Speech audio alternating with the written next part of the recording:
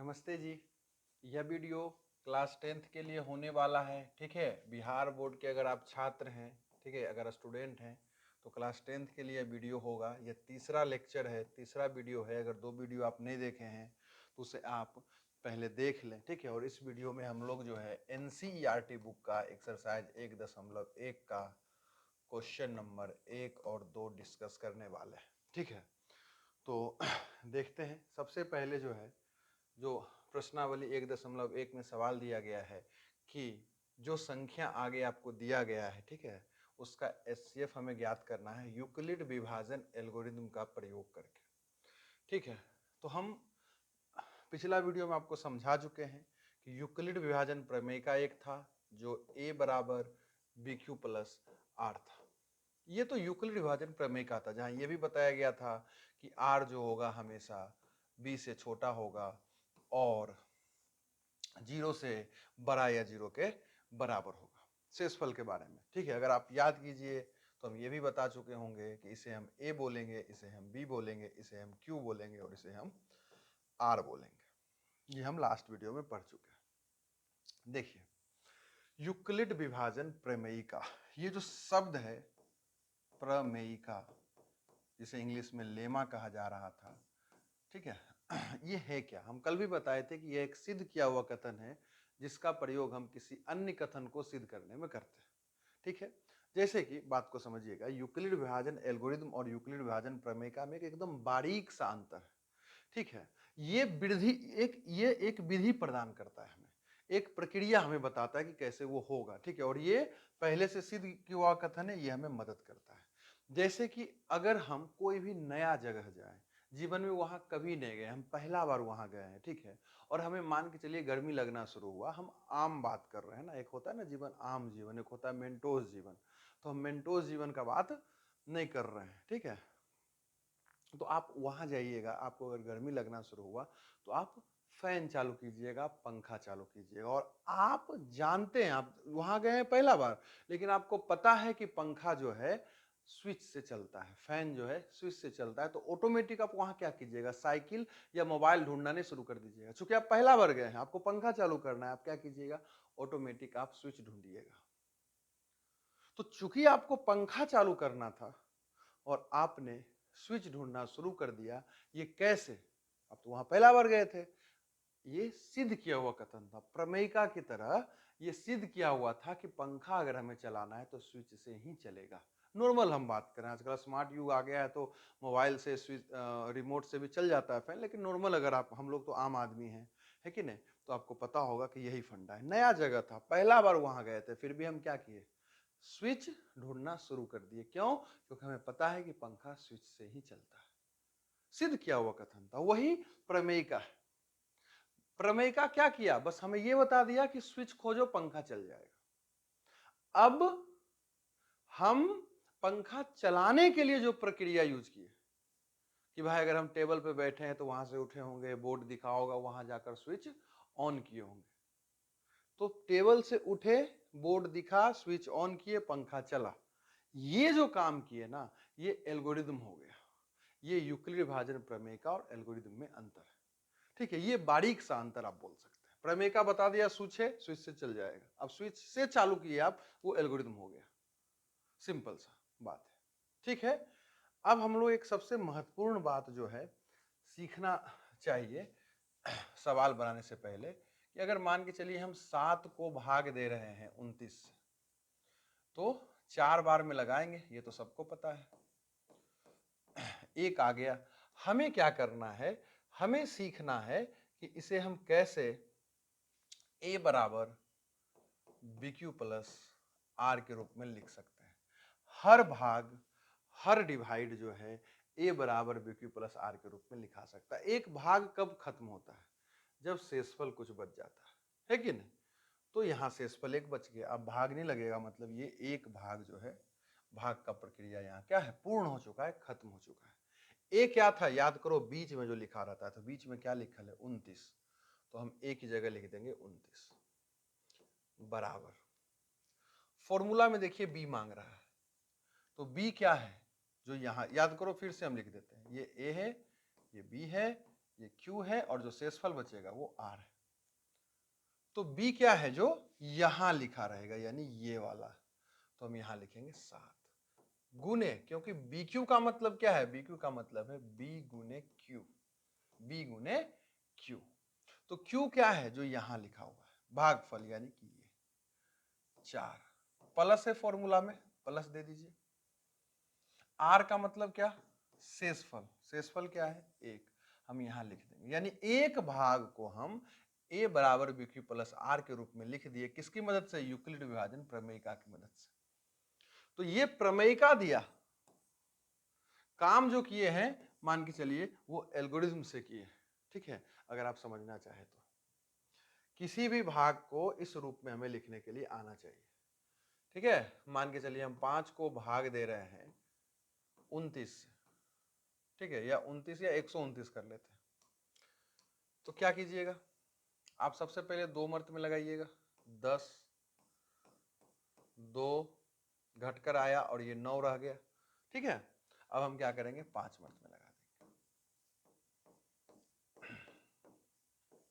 अब यूक्लिड विभाजन प्रमेय का क्या है, a बराबर BQ प्लस R। अब हम क्या करेंगे, इसे हम इस रूप में लिखने का काम करेंगे। तो a क्या है 129, a क्या है 129 बराबर BQ, तो B मेरा क्या है 5, B मेरा क्या है 5 गुने Q क्या है 25, Q क्या है 25, प्लस मांगता है प्लस दीजिए, R मांगता है R दीजिए, ठीक है। एक भाग को हम a बराबर BQ प्लस R का फॉर्मूला जो कि यूक्लिड विभाजन प्रमेय का कहलाता है, इस पे लिखने के लिए हमें आना चाहिए। एक अंतिम बार हम एक बार और बता देते हैं, अगर आपको समझ में आ रहा होगा तो बहुत अच्छा बात है। मान के चलिए 12 से हम भाग दे रहे हैं और यहां लिखा हुआ है 49, या चलिए हम एक और ले लेते हैं। तो हम क्या करेंगे, 4 मर्त में लगाएंगे 48, ठीक है। भाग आपको आना चाहिए, यहाँ 1 बचा और यहाँ 1 आया, ध्यान समझिएगा, यहाँ ये घटकर 1 आया और ये 1 यहाँ मान के चलिए उतरा। अब भाग लगेगा नहीं, ये मेरा शेषफल हो गया। हम क्या करेंगे, a बराबर BQ प्लस R लिख देंगे और a की जगह लिख देंगे 491। ध्यान समझिएगा जो हम समझाने वाले हैं अभी, a की जगह लिख देंगे 491, b की जगह लिख देंगे 12, q की जगह लिख देंगे 4, q की जगह क्या लिख देंगे 4 और r की जगह क्या लिख देंगे 11। एक बात बताइए, बराबर का मतलब क्या होता है, बराबर का मतलब क्या है कि भाई 6 प्लस 4 बराबर हम 15 थोड़े लिख सकते हैं, ये बराबर नहीं है। तो 491 बराबर आप इतना लिखें, खुद सोच लीजिए ना, 12 चौक कितना 48 में 11 जोड़ दीजिए, कितना हो गया 9 और 5। ये जो लिखा हुआ है यहां से यहां तक, ये तो 59 लिखा हुआ है और आप इसको 491 के बराबर कैसे बता रहे हैं। तो बच्चा यहाँ गलती करता है। हम लोग देखिए कहाँ गलती किए, हम लोग जो है कहाँ गलती किए, देखिए हम लोग जो है गलती कहाँ किए हैं, गलती किए हैं यहाँ पे, गलती किए हैं यहाँ पे। जो एक आया, एक जो ये वाला एक भाई साहब यहाँ पे लिखाया है और भाग नहीं लगा, तो इसके बदले यहाँ 0 दीजिए, इसके बदले यहाँ क्या दीजिए 0 दीजिए, तो आपका काम होगा। ये याद रखिएगा, बहुत जगह भाग में बच्चा फंस जाता है। तो 491 जो कि a का काम कर रहा है बराबर b जो कि 12 हो जाएगा, b 12 हो जाएगा गुने q जो कि 40 हो जाएगा। उस वक्त हम 4 लिखे थे, ठीक है, प्लस r की जगह 11, r की जगह 11। अगर इसको हम गुना करेंगे खुद देख लीजिए, तो ये कितना हो जाएगा, ये यहाँ से यहाँ तक हो जाएगा 480 और इसमें जैसे ही 11 जोड़िएगा वो ऑटोमेटिक 491 के बराबर आ जाएगा, ठीक है। इसका ख्याल रखिएगा जब भी कोई अंक नीचे आए भाग में, ठीक है, और आगे भाग ना लगे, शेषफल बचने का जो है सिचुएशन आ जाए, तो यहाँ हम 0 जरूर देंगे, यहाँ हम 0 जरूर देंगे, ठीक बात। चलिए अब जो है हम HCF ज्ञात करने के लिए सीख लेते हैं। मान के चलिए कि 35 और 40 का हम बोले कि HCF ज्ञात कीजिए भाग विधि से, ठीक है। 35 और 40 का HCF ज्ञात कीजिए। तो HCF ज्ञात करने के लिए हम लोग क्या करते हैं, सबसे पहले जो छोटा अंक होता है उसे हम b बना लेते हैं। भाई 35 और 40 में क्या छोटा है? 35, उसे हम b बना लेंगे और जो बड़ा है उसे हम a बना लेते हैं और भाग करते हैं। एक मर्त में आप लगाइएगा 35 आ जाएगा, यहां 5 आ गया, ये शेषफल बच गया। तो एचसीएफ में क्या होता है कि जो शेषफल बचा है वहां से फिर हम क्या करेंगे, भाग को आगे बढ़ाएंगे और यहां से फिर भाग का एक नया टर्म शुरू कर देंगे। और जो आर था, बात को समझिए, बात को समझिए, ये क्या है, ये अगर यहां तक हम देखें तो ये क्या है, ये आर है, ये क्या है, ये आर है। अब यही क्या हो जाएगा, यही क्या हो जाएगा, बी हो जाएगा। और जो बी था, जो बी था वो अब ए हो जाएगा। यानी हमें फिर से भाग देना है। ज्यादातर बच्चा को एचसीएफ पहले से आता होगा, जिसको नहीं आता उसके लिए हम थोड़ा सा हिंट कर रहे हैं। और हम क्या करेंगे, 7 मर्त में इसे भाग कर देंगे। समझे कि नहीं समझे? तो जो एचसीएफ आया, जो एचसीएफ आया किसका, 35 और 40 का, इस तरह से हम मैथमेटिकली लिखते हैं एचसीएफ ऑफ 35 एंड 40। यानी 35 और 40 का एचसीएफ क्या आ गया, हमेशा याद रखिएगा भाग में आंसर हमेशा भागफल होता है, लेकिन एचसीएफ में सबसे अंतिम भाग, सबसे अंतिम भाग जिससे हुआ है, यानी जो सबसे अंतिम भाग का जो बी है वो मेरा आंसर होगा। यानी इस दोनों का एचसीएफ 5 आ जाएगा। ये हमें याद रखना है, ध्यान से समझ लीजिए। एक भाग हम और आपको एचसीएफ लेते हैं, ठीक है, एक एचसीएफ हम और ले लेते हैं। एक है, एक सेकेंड, एक हो जाएगा, मान के चलिए क्या लीजिएगा, ले लीजिए 245 का 50 के साथ एचसीएफ, 245 का 50 के साथ एचसीएफ। तो दोनों में छोटा कौन है, 50। तो जो छोटा है उसे बी बनाना पड़ेगा, जो बड़ा है उसे हम ए बना देंगे, ठीक है। ये ए बी क्या है, ये वाला ए बराबर बी क्यू प्लस आर। इससे आप परिचित होइए, पहला वीडियो में भी बताया है, इसे मतलब इससे पिछला वाला वीडियो में भी बताया और इस वीडियो में भी हम आपको थोड़ा सा समझा दिए हैं, ठीक है। अब इसको जब हम डिवाइड करने जाएंगे, क्योंकि एचसीएफ का मतलब क्या है, डिवाइड ही करना है, भाग विधि से ही अभी हम निकालने के लिए सीख रहे हैं। तो इसे ध्यान से देखिएगा, अगर ध्यान से देखिएगा तो हम इसे 4 मर्त में लगा सकते हैं, 4 मर्त में लगा सकते हैं और यहां से ऐसा कुछ आ जाएगा। ये जो शेषफल बचा है फिर से हम क्या करेंगे, फिर से हम क्या करेंगे, यहां से भाग शुरू कर देंगे और 50 को ये वाला भाई साहब जो है यहां आ जाएगा। तो 50 को हम यहां लिख दिए, 50 को हम यहां लिख दिए और अब एक मर्त में फिर से क्या हो जाएगा, 45। एक ही मर्त में ना लगेगा, फिर देखो 5 शेषफल बच गया। तो फिर आगे बढ़ेंगे, चलते जाएंगे जब तक शेषफल 0 नहीं बच जाता है। जब 0 शेषफल बचेगा तो हमारा एचसीएफ खत्म होगा। तो फिर 5 जो शेषफल बचा वो फिर बी हो गया और जो अंतिम बी था वो फिर से ए हो जाएगा और 9 मर्त में ये कट गया। और इस तरह से एचसीएफ मेरा क्या हो गया, मेरा भाई एचसीएफ ये हो गया 5। यानी हम अब क्या लिखेंगे, एचसीएफ जो आया है 245 का और 50 का, वो आया है क्या, 5। बस ये सिंपल है, ठीक बात, ये सिंपल हो गया। इस तरह से हम एचसीएफ ज्ञात करते हैं, ठीक है। अगर इसके बावजूद भी अगर आपको नहीं आता है तो भाई कमेंट का जमाना है और मेरा ये व्हाट्सएप नंबर है, आप इस पे मैसेज कीजिए या कमेंट कीजिए, ठीक है। यूट्यूब पे आप कमेंट कर सकते हैं या मैसेज कीजिए और हमें बताइए कि सर हमें एचसीएफ नहीं आता है, हम आपको पर्सनली सिखा देंगे या प्रॉपर हम एक और वीडियो एचसीएफ का एकदम बेसिक से हम आपको प्रोवाइड करवा देंगे फ्री ऑफ कॉस्ट यूट्यूब पे, ठीक है। थोड़ा सा आगे बढ़ जाइए, पहला सवाल देखिए उठाइए। पहला सवाल में कह रहा है कि यूक्लिड विभाजन एल्गोरिथम का प्रयोग करके 135 और 225 का जो है हमें एचसीएफ ज्ञात करना है, ठीक है। तो हम क्या करेंगे, पहले इसका भाग विधि से एचसीएफ ज्ञात ही कर लेते हैं।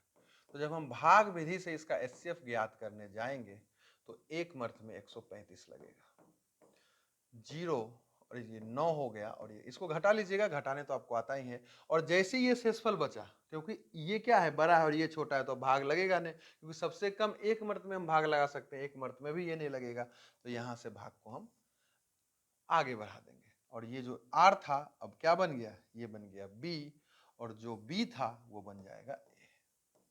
यहां भी एक मर्त में लगेगा 90, ठीक है।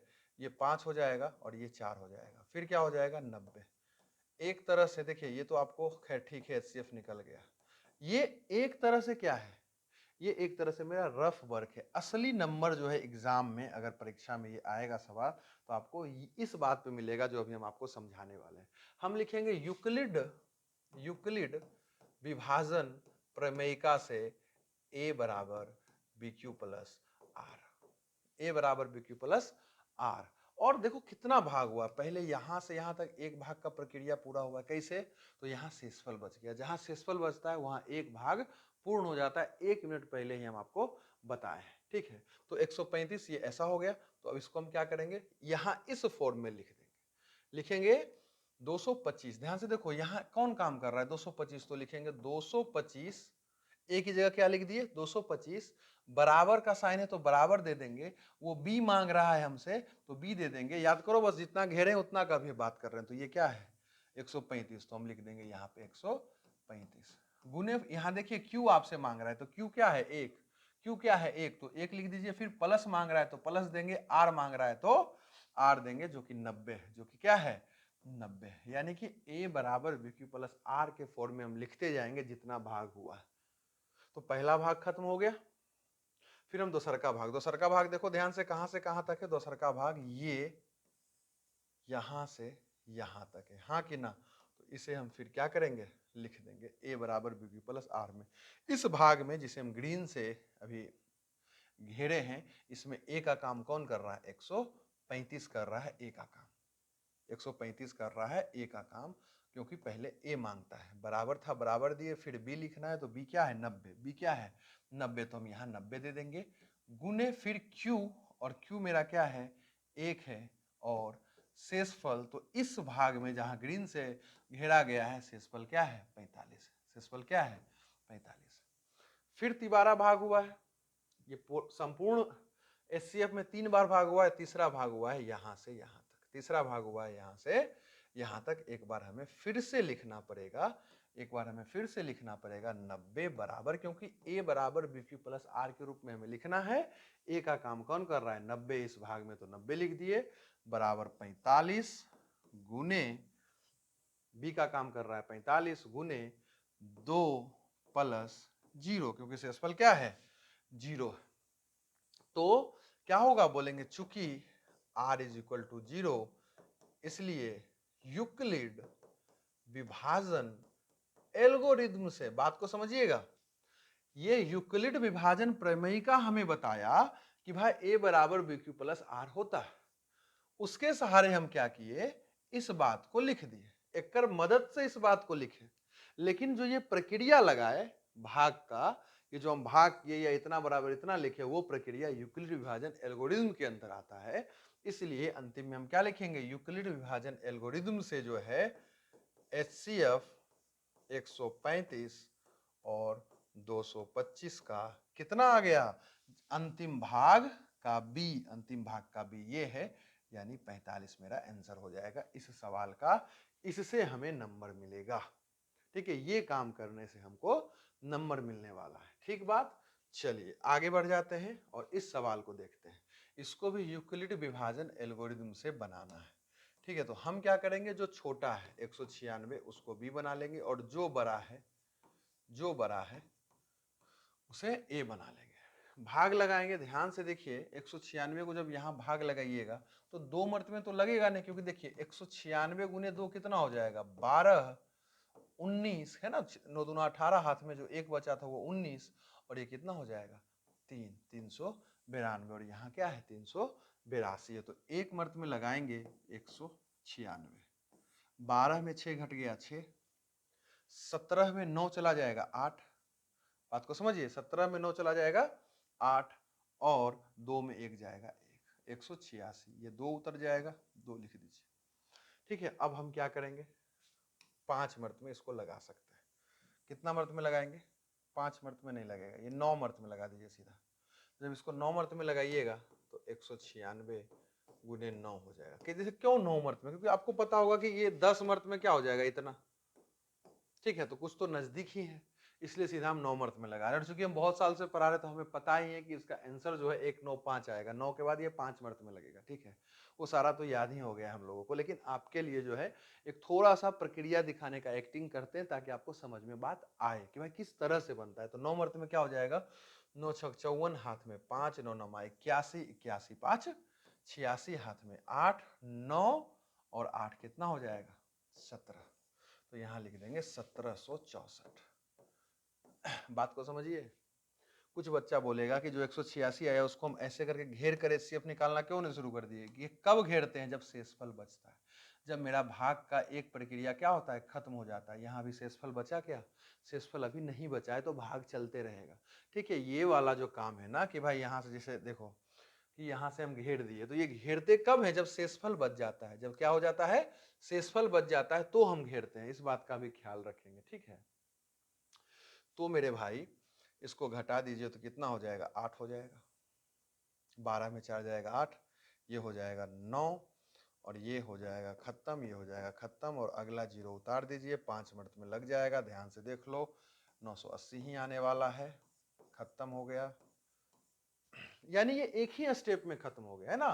कहीं घेरने का जरूरत नहीं पड़ा, कहीं घेरने का जरूरत मेरे भाई नहीं पड़ा। और इसे हम क्या बोल देंगे, यूक्लिड, यूक्लिड विभाजन। आप पूरा लिखिएगा, यूक्लिड विभाजन प्रमेयिका से, यूक्लिड विभाजन प्रमेयिका से हम जानते हैं कि a बराबर बी क्यू प्लस आर होता है। और हमारा इस सवाल में a का काम कर रहा है 3 8 2 2 0। a का काम कौन कर रहा है, 3 8 2 2 0 बराबर क्या, बी क्यू, बी क्या है 196, गुने क्यू क्या है 195, प्लस शेषफल क्या है 0, प्लस शेषफल क्या है 0। अर्थात आर किसके बराबर आ गया, 0 के। इसलिए हम क्या बोल देंगे, यूक्लिड विभाजन एल्गोरिथम से, यूक्लिड विभाजन एल्गोरिथम से जो है एचसीएफ जो है 196 और 38220 का कितना आ गया। तो जो भाग हुआ है सबसे अंतिम बार पूर्ण रूप से, उसका जो बी है, तो यहाँ भाई एक ही बार तो भाग हुआ यहाँ से यहाँ तक, तब जाकर शेषफल 0 आया। तो 196 ही तो सबसे अंतिम बी है हमारा इस भाग का। तो 196 ही क्या हो जाएगा, इसका एचसीएफ हो जाएगा। ठीक बात, आगे बढ़िए, आगे बढ़िए। इसमें देखिए सबसे छोटा अंक क्या है, 255। तो 255 सबसे छोटा अंक है, तो हम जो है 255 को बी बना देंगे और इसे हम ए बना देंगे, ठीक है। और भाग लगाएंगे, कितना वर्त में लग जाएगा देख लीजिए। 255 को अगर हम 4 वर्त में ट्राई करें तो 20, हाथ में 2, 5 चौक 20, 2 22, फिर हाथ में 2, 4 दूनी 8 2 10। तो इतना वर्त में तो लगेगा नहीं। 255 को हम 255 को हम ध्यान से देख लीजिए, कितना वर्त में ट्राई कर लें, 2 वर्त में देख लेते हैं। तो 10, 10 1 11 5, तो 3 वर्त में भी देखना पड़ जाएगा मेरे भाई। गोसाना नहीं है, आपके लिए ही कर रहे हैं। 5 दिया 15, हाथ में 1 16 7, तो 3 वर्त में लगा के देखते हैं, ठीक है, क्योंकि 4 वर्त में तो ज्यादा ही हो गया। तो 3 वर्त में अगर इसको लगाइएगा तो 765 हो जाएगा। तो 7 में 5 जाएगा 2 0 1, ठीक बात, 2 0 1। अब देखिए, अब देखिए, अब ध्यान से देखिए आप, हम भाग किए और ये शेषफल बच गया, आगे कोई अंक उतारने के लिए है नहीं, और इससे ये छोटा है, मतलब ये शेषफल बच गया। तो अब घुमा देंगे गाड़ी को अगला भाग के लिए, है कि नहीं। और ये 255 यहाँ लिखा जाएगा, ये 255 यहाँ लिखा जाएगा। 102 को कितना वर्त में लगा सकते हैं, 2 वर्त में ज्यादा से ज्यादा। देखिए 4 0 2, क्योंकि 102 को अगर हम 3 से गुना करते हैं तो देखिए 6 0 3 हो जाएगा। तो कितना वर्त में लगा सकते हैं, 2 वर्त में, जो कि 204 आ जाएगा, घटकर 1 और 5 आ गया, और ये खत्म हो गया। फिर शेषफल बच गया, तो क्या करेंगे, भाग को आगे बढ़ा देंगे। इस बार देखिए 2 वर्त में लग गया, शेषफल 0 आ गया, मतलब एचसीएफ मेरा क्या हो गया, खत्म हो गया मेरा एचसीएफ, ठीक है। तो ये तो खैर मेरा एक तरह से रफ वर्क ही हो रहा है, ये तो मेरा एक तरह से रफ वर्क हो रहा है। तो हम क्या बोलेंगे, यूक्लिड विभाजन प्रमेयिका से a बराबर बी क्यू प्लस आर होता है, a बराबर बी क्यू प्लस आर होता है। तो सबसे पहला भाग कहां से कहां तक हुआ, यहां से यहां तक हुआ। इसको हम a बराबर बी क्यू प्लस आर के फॉर्म में लिखने का प्रयास करेंगे। a का काम कर रहा है 867, तो 867 लिख देंगे, बराबर की बराबर। और b का काम कौन कर रहा है, देखो ध्यान से, 255, तो लिखेंगे 255, गुने q का काम कौन कर रहा है, q का काम 3 कर रहा है, तो 3 लिख दीजिए, प्लस r का काम कौन कर रहा है 102, तो यहाँ 102 लिख देंगे। क्या एक ही बार भाग हुआ इस एचसीएफ में, नहीं, एक से अधिक बार हुआ, ठीक है, एक से अधिक बार हुआ, तो ये भाई साहब यहाँ से यहाँ तक दूसरा भाग हुआ है, दूसरा बार भाग हुआ है। तो इसको फिर से हम क्या करेंगे, a बराबर बी क्यू प्लस आर के रूप में लिखेंगे, जहां 255 a का काम कर रहा है, तो इस बार 255 बराबर 102 गुने 2 प्लस 51। ठीक है, उम्मीद करते हैं आपको समझ में आ रहा होगा। 255 का ए का काम कर रहा है, बी मांगता है फॉर्मूला में, बी देखिए 102 था, गुने क्यू बोलता है जो कि 2 था, और शेषफल 51 था। तिबारा विभाग हुआ यहां से यहां तक, तो इसको फिर लिख दीजिए। 102 का ए के रूप में क्या है, 102 है, तो 102 लिख दिए। बी के रूप में 51 है, 51 लिख देंगे, गुने ये 2 है प्लस 0। तो हम फिर क्या बोलेंगे, चूंकि r बराबर 0 है, इसलिए यूक्लिड विभाजन एल्गोरिदम से जो एचसीएफ आया है 867 और 255 का, मैथमेटिकली ऐसे लिखा जाता है, वो कितना हो जाएगा, सबसे अंतिम बार जो भाग हुआ है उसमें जो बी है वो मेरा एचसीएफ का आंसर होता है 51। ठीक है, ये बुक का 3 सवाल था, तीनों हम आपको समझा दिए, बता दिए। ठीक है, आपको क्या करना है, इससे रिलेटेड बहुत क्वेश्चन हम प्रैक्टिस के लिए दिए हुए हैं। ठीक है, हमारा पीडीएफ है, लिंक में आपको जरूर मिल जाएगा, डिस्क्रिप्शन में जो लिंक है वहां जाइएगा तो आपको पीडीएफ मिल जाएगा, फ्री ऑफ कॉस्ट है। ठीक है, बिल्कुल फ्री ऑफ कॉस्ट है। और इस पीडीएफ को अगर आप देखिएगा तो ये सारा परिभाषा वगैरह है, 15-16 पेज का ये पीडीएफ है। उसमें हम जो एक्सरसाइज 1.1 दिए हैं, देखिए यही जो हमारे एनसीईआरटी बुक में है। देखिए एक्सरसाइज 1.1 निम्नलिखित संख्याओं का, अगर आपको दिख रहा होगा तो निम्नलिखित संख्याओं का एचसीएफ ज्ञात करना है यूक्लिड विभाजन एल्गोरिथम से। किससे ज्ञात करना है, यूक्लिड विभाजन एल्गोरिथम से। देखिए कितना है, और जो एग्जाम में ये क्या ब्रैकेट में दिखा रहा है कि ये एग्जाम में कब पूछा गया है, तो 2020 में ये सवाल पूछा गया था पार्टिकुलरली 3 नंबर। और इस तरह से देखिए ना 18 सवाल है, आप ईमानदारी से 18 सवाल प्रैक्टिस कीजिएगा। 18 का आंसर जो है हम आपको अगला वीडियो में जरूर बता देंगे। और अगर कोई सवाल आपका गलत होगा या कोई दिक्कत होगा तो आप हमसे कमेंट बॉक्स में, या जो व्हाट्सएप नंबर हम बार बार आपको दे रहे हैं, यहाँ भी देखिए छोटा सा लिखा हुआ है, आप जो है इस पे मैसेज करके आप हमसे पूछ सकते हैं। उस सवाल का वीडियो हम आपको प्रोवाइड करवा देंगे। ठीक है, क्वेश्चन बैंक यानी कि जो एग्जाम में आया हुआ है, देखिए ये 12 में पूछा गया है, ये 17 में पूछा गया है, ये 18 में पूछा गया है, ये 18-22 2 साल पूछा गया, ये 17-21 में पूछा गया, तो सारा सवाल है। ठीक है, आप इसको बना सकते हैं। और भी इसमें क्वेश्चन है जो कि हम आपको आगे चल के बताएंगे। फिलहाल हम जो डिस्कस कर रहे हैं वहां आ जाते हैं। तो ये 3 सवाल था एनसीईआरटी बुक का, उस पर क्वेश्चन है, आप उसको बनाइएगा। अब आइए क्वेश्चन नंबर 2 पे, और ये जो क्वेश्चन नंबर 2 है मेरे भाई, ये एग्जाम्पल जो पिछला वीडियो में डिस्कस किए हैं उस पे ये आधारित है। कह रहा है कि दर्शाइए कि कोई भी धनात्मक विषम पूर्णांक जो होता है 6q + 1 या 6q + 3 या 6q + 5 के रूप का होता है। ठीक है, ये तो ठीक है, सवाल है, बनेगा। ऑब्जेक्टिव में हम बार बार बोल रहे हैं कि 4 ऑप्शन आपको दे देगा। ठीक है, 4 ऑप्शन आपको दे देगा और पूछेगा इसमें से सम संख्या क्या है, इसमें से सम संख्या क्या है।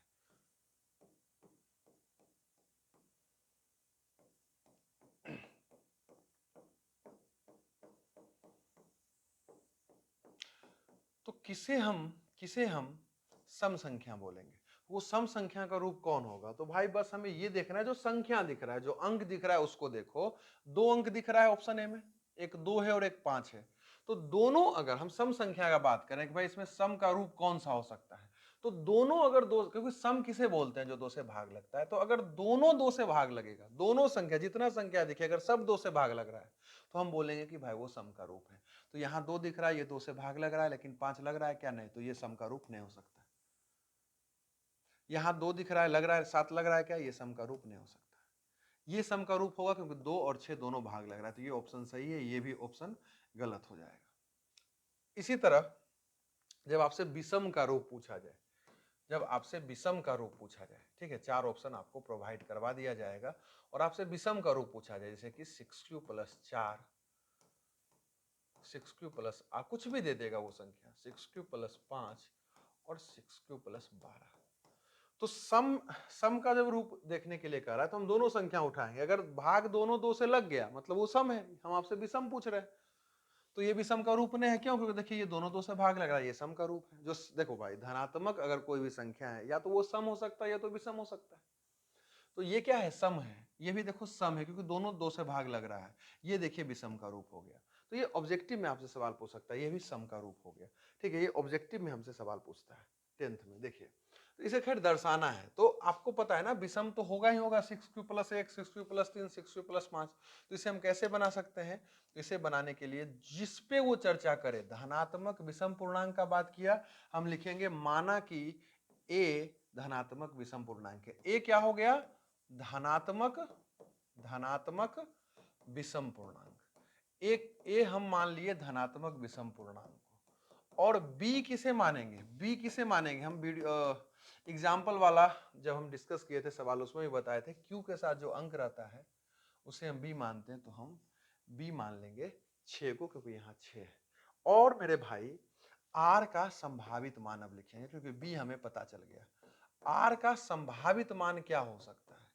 r का संभावित मान हो जाएगा 0, 1, 2, 3, 4, 5।